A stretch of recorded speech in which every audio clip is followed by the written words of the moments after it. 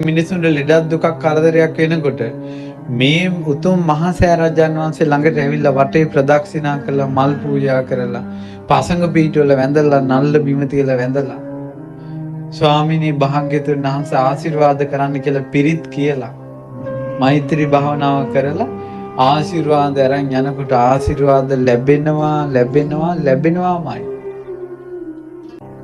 මේ තමයි තුන් ලෝකෙම උතුම්ම ස්ථානයේ මහා සෑය. ස්වර්ණමාලී මහා සෑය. 33 පැයේම දෙවිවරු වඳින තැන තමයි මේ. 33 පැයේම දැනුත් කී දහහක් දෙවිවරු වඳිනවා ඇතිද?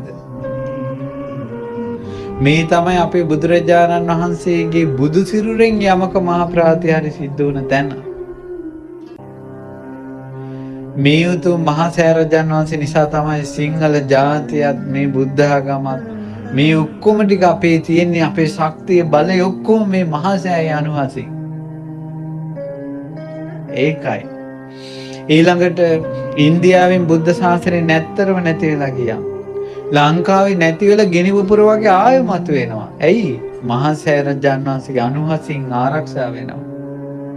5000ක් කල් බුද්ධ ශාසනය පවතින තුරු ස්වර්ණමාලී මහා සෑරජාණන් වහන්සේගේ මේ උතුම් මහා සෑරජාණන් වහන්සේගේ ආනුභාවයේ සකල ලෝකයට පැතිරිලා යනවා. මේ සෑරජාණන් වහන්සේට බාරහාර වෙලා කී දෙනෙකුට පින්වත් දරුවෝ ලැබුණාද? මේ සෑරජාණන් වහන්සේගේ ළඟ සද්ධාසිතින් වන්දනා කළා කී දෙනෙකුගේ ලෙඩ දුක් සුව වුණාද? සුව වෙනවද? සදහැසිතින් මේ මහා සෑරජාණන් වහන්සේ වන්දනා කරනකොට මේ මහා සෑරජාණන් වහන්සේ නල්ල තියෙනකොට ඇඟේ අමනුෂ්‍යයන්ට ඉන්න බෑ කියනවා පින්වත්නි. ඇඟ ඇතුලේ අමනුෂ්‍යයන්ට ඉන්න බෑ කියනවා. යක්ෂ ප්‍රේතය භූතය දමල යනවා මේ මනුස්සයා.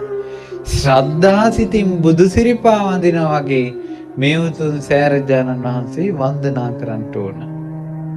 ඒකයි. මේ සෑරජාණන් වහන්සේ කෙරේ ශ්‍රද්ධාව පිහිටියා නම් ආනුභාවයේ තේරුණා නම් කිසිම දේවාලයක් ඕනේ නැහැ. මේ තමයි අපේ බුදුරජාණන් වහන්සේ වැඩ ඉන්න තැන. බුදුරජාණන් වහන්සේට වඳින්න ඔය කියන සියලු දෙවිවරු ඇවිල්ලා ඉන්න තැන මෙතන. ඉතින් මෙතෙන්නම ඇවිල්ලා කිව්වා නම් හොඳයිනේ ඔය කියන එකක් දෙයියන්ට. නේ? මෙතෙන්නම ඇවිල්ලා කියනවා. අනිතක තමයි මේ මහා සෑරජාණන් වහන්සේගේ දේව ප්‍රතිමා අඹනකොට ඒ දේව ප්‍රතිමාවල ඒ දෙවියන්ගේ බලය ඔබලා තියෙනවා. ඒකට කියන්නේ බල ගන්නවනවා කියලා. ඒ නිසා මහා සෑරජාණන් වහන්සේ ළඟට ඇවිල්ලා යම් කිසි කෙනෙක් යමක් සිහි කරනකොට ඒ ශරණෙන් දෙවියන්ට ඒක දැනෙනවා. ඒක තමයි අතීතයේ විස්තර.